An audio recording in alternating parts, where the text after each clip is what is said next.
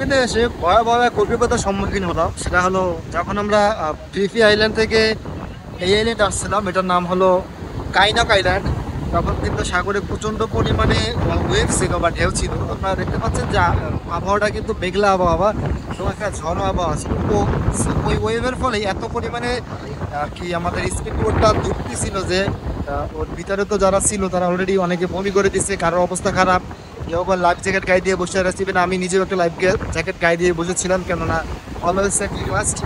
একটা এগুলো নাকি মাঝে মধ্যে এরকম হয় যখন অনেক বাতাস হয়, যেমন এখন দেখতে পাচ্ছেন সাগর। সো যদি আপনারা কেউ ফুকেতে আসতে চান তাহলে বা থাইল্যান্ডে সাগরে ভ্রমণ করতে চান, তাহলে কিন্তু অবশ্যই ওয়েদার দেখবেন। ওয়েদার দেখা ছাড়া কিন্তু আসলে ভ্রমণ করা যাবে না। ইভেন আমি নিজেও ওয়েদার দেখছিলাম যে বৃষ্টি হবে হালকা পাতলা, বা এত পরিমাণে যে ঢেউ থাকবে সেটা কিন্তু আমি আসলে জানতাম না।